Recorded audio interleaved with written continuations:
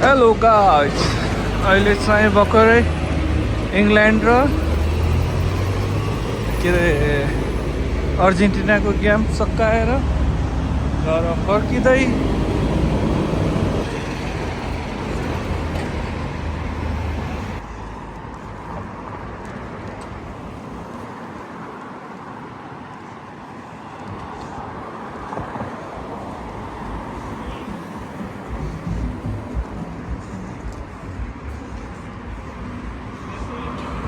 दिउँसो गर्मी भए पनि राति चाहिँ एकदम कुल मौसम छ,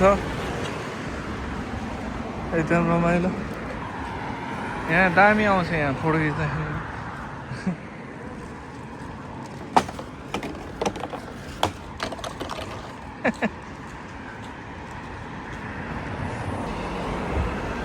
इङ्ल्यान्डको हार्यो,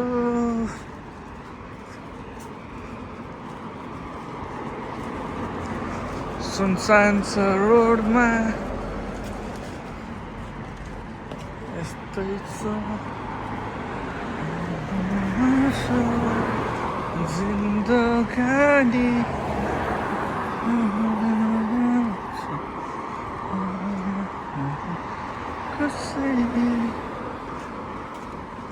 अलिअलि झ्याप भइएछ, त्यो भिडियो पनि कस्तो आउँछ थाहा छैन। वकिङ गर्थ्यो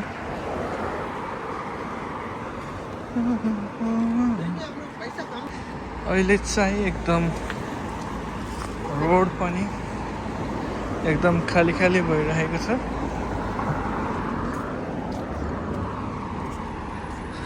बसहरू हिँडिरहेको छ।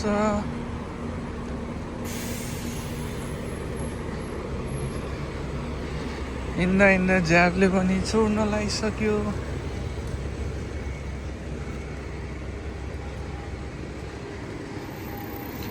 यहाँ चाहिँ चार्जिङ स्पोट।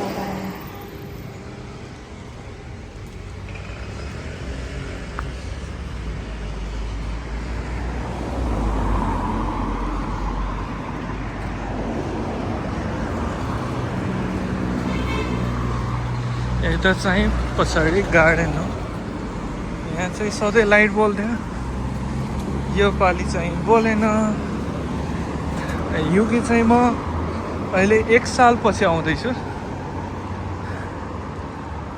र सबै गार्डन यहाँभित्र चाहिँ रातिको समयमा बन्दै रहन्छ।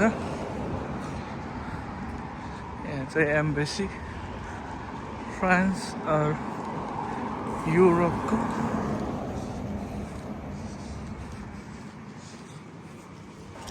म जन्मिनुभन्दा नि अगाडिको होला यो रुखहरू।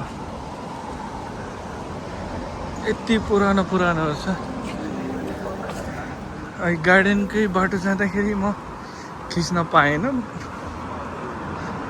100 कति थियो, 105वटा रुख थियो, समथिङ के नाम थियो। 150 साल पहिलाको।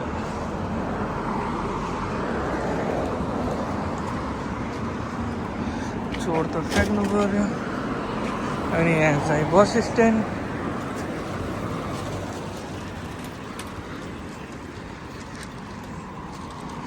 आजभोलि अलिकति डर लाग्छ। अस्ति भर्खरै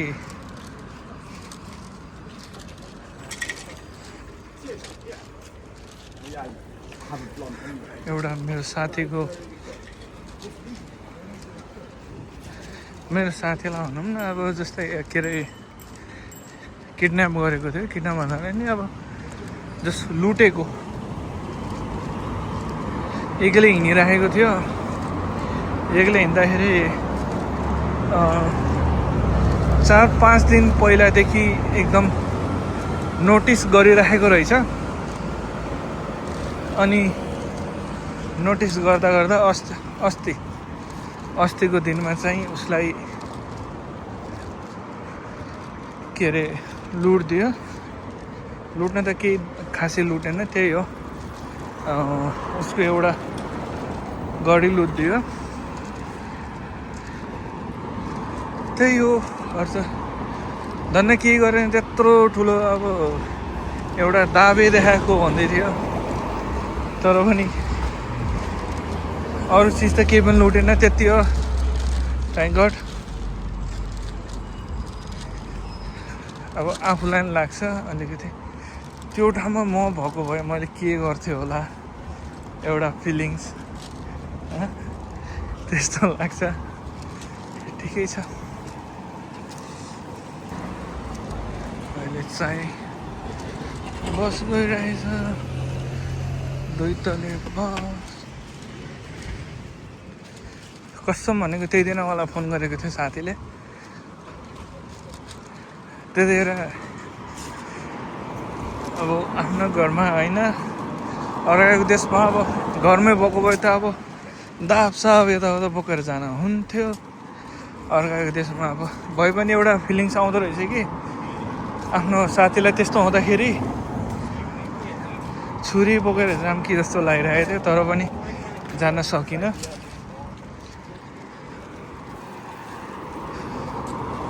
बाध्यताले गर्दाखेरि। त्यही पनि अब आफ्नो ठाउँ जस्तो होइन, अर्काको ठाउँमा अलिकति गाह्रै हुन्छ। त्यही पनि अब आफ्नै ठाउँमा भयो भने अब यो अहिले जस्तो मैले सोचिरहेको त्यस्तो चाहिँ अब गर्नु हुँदैन। सबैजनाले अब आफ्नो करियर पनि अब बुझ्नुपर्छ। अब आजलाई मात्र सोचेर नै हुँदैन, भोलिको दिनहरूको लागि पनि सोच्नुपर्छ। आफ्नो फ्यामिलीलाई एकदम सम्झेर।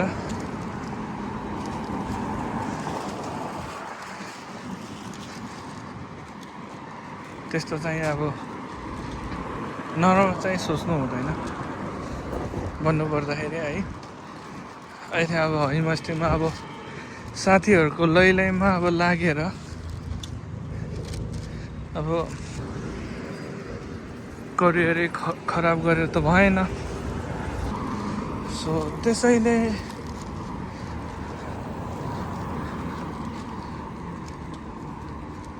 बुझ्नु होला सबैजना।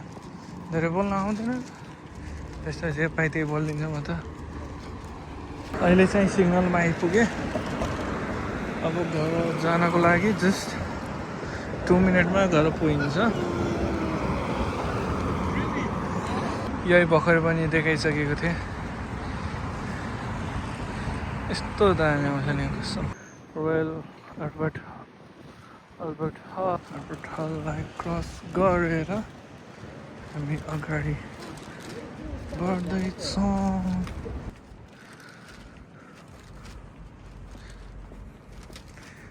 फाइनल्ली अब घर आइपुग्न लाग्यो। त गाइज यहाँ पनि दामी छ त्यो अगाडि। धन्नै लडेको।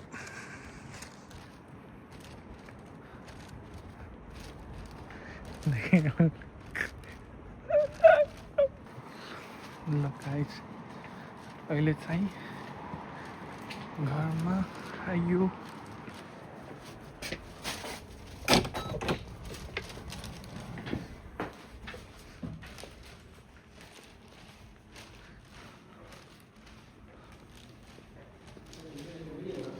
Hi.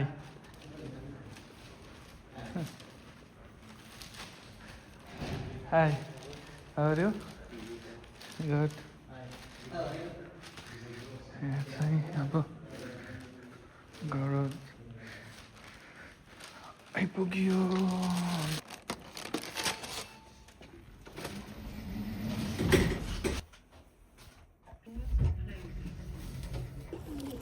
यो चाहिँ दिउँसो जाँदाखेरि भिडियो बनाएको थिएँ। जस घरदेखि स्टार्ट गरेको थिएँ होइन, जस जाँदाखेरि बाटोमा एकदम खाना आइरहेको सधैँ गइरहेको ठाउँ हो। त्यही पनि कहिले पनि भिडियो बनाएको थिएँ होइन। अहिले चाहिँ भिडियो बनाएर यस्तो राम्रो भयो। गाइस म चाहिँ आइपुगेँ घर। किचन यहाँ पनि रहिरहेछ वाइनहरू। अनि आज भर्खरै लिएर आएको पोर्क यहाँ छ, भोलि बनाउनुलाई राखेको। अनि अर्को छ, आज रेस्टुरेन्टमा खाएको चाहिँ देखाउन पाइनँ, जस बाँकी खाना चाहिँ यहाँ लिएर आएको छ। अहिलेकोले अलिकति नपुगे जस्तो लाग्यो आउँदाखेरि, वकिङ गर्दै आउँदाखेरि। फेरि अब एउटा लास्ट पिउनु पर्यो। सो त्यही हो गाइज है, आज रमाइलो गरियो, इन्जोय गरियो, खाइयो पिइयो, जस्तो थियो त्यस्तै भिडियो बनाइयो।